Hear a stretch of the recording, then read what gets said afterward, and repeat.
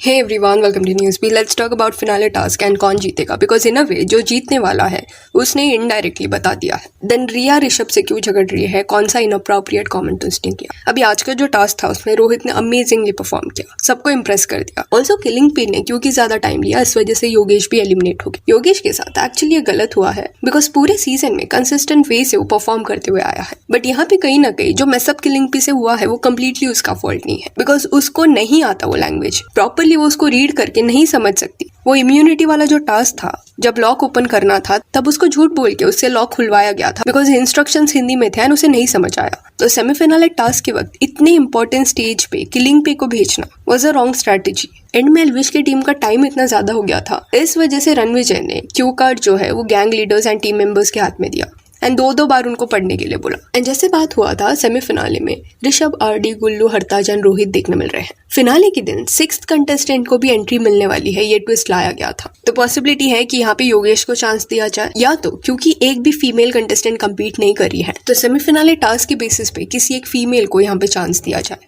फिर ऋषभ एंड रिया के झगड़े के बारे में बात करें तो ये जो फिनाले एपिसोड है वो जस्ट 2 या 3 वीक पहले शूट हुआ है। एंड ये टाइम पीरियड में ऋषभ ने अपने इंटरव्यूज में देन कमेंट्स वाया रिया को इंसल्ट करते हुए सर्टेन चीजें बोली थी। एक तो शो के बाद रिया की तरफ एक कॉन्डिसेंडिंग वे से ऋषभ बात करते हुए दिखाई दिया है, उसका टोन वैसा रहा है। डजंट मैटर कौन गैंग लीडर है, आपको एक बाउंड्री मेंटेन करना पड़ता है, बिकॉज आप कंटेस्टेंट हो। आप ऋषभ के जो ये स्टेटमेंट्स रहे हैं कि रिया इज वेरी नाइव, चलो ये उसका ओपिनियन है, that he can say, but उसके बाद दूसरे लोग जो रिया को इंसल्ट करते हुए कॉमेंट्स कर रहे थे, जैसे समवन रोड की कॉफी पे नहीं होटल के लिए पूछना था। अभी सबको पता है कि होटल के लिए पूछना था इसका क्या मतलब होता है, किस वे से इसको बोला जा रहा है। उस चीज को ऋषभ ने लाइक किया। देन और एक कमेंट था रिया के अगेंस्ट, जिसका रिप्लाई करते हुए ऋषभ रोड कि they don't know where we come from. तो अगर आप इतने सुपीरियर हो, गैंग लीडर से भी खुद को सुपीरियर समझते हो, तो उनके सामने आप इंटरव्यू देने गए क्यों।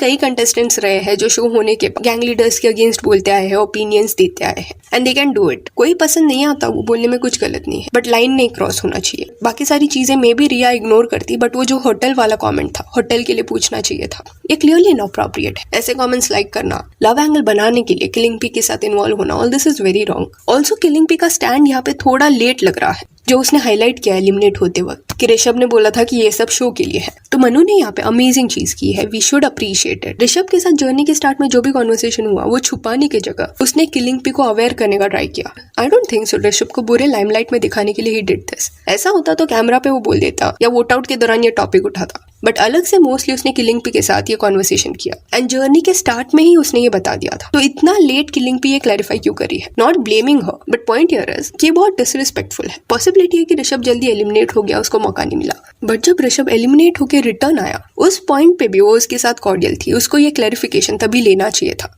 एंड में हुआ क्या कि कहीं ना कहीं मनु फंस सकता था, बिकॉज उसने मनु का नाम लिया एंड ये पॉइंट पे गलती से ऋषभ डिनाई कर देता तो मनु फंसता। देन विनर की बात करें तो गुल्लू ने कॉन्वर्सेशन में ये बोला है अपने फैंस को कि इस डेट पे एक रैली उसकी निकलेगी, लोकेशन वगैरह सब बता दिया एंड उनको ज्वाइन करने के लिए बोला, सो दैट एक बड़ी रैली निकले। एंड ये करने के पीछे रीजन उसने ये बताया कि अगर वो फिनाले टास्क जीत गया तो ये रैली निकाली जाएगी, अगर वो नहीं जीता तो रैली कंडक्ट नहीं होगी, कोई मत आना। अभी से अगर गुल्लू जीता ही नहीं रहता तो रैली का टॉपिक यहाँ पे नहीं उठता, बट मोस्टली वो जीता है जिस वजह से ये इन्फॉर्मेशन उसने दी है। Otherwise it makes no sense कि वो तैयारी वगैरह क्यों करेगा रैली का, या ये डिटेल्स क्यों रिलीज करेगा। अभी एंड में गुल्लू एंड हरताज इन दोनों के ज्यादा चांसेस है कि वो ये सीजन जीतेंगे। सो या that's it for this video. Do let me know कि ऋषभ का जो बिहेवियर रहा है इस पे आपका क्या कहना है। And if you want you can follow us on Instagram, जिसका लिंक आपको डिस्क्रिप्शन में मिल जाएगा। और ये वीडियो अच्छी लगी तो लाइक एंड शेयर करें, और ऐसे और अपडेट्स के लिए चैनल को प्लीज सब्सक्राइब करें। Thank you.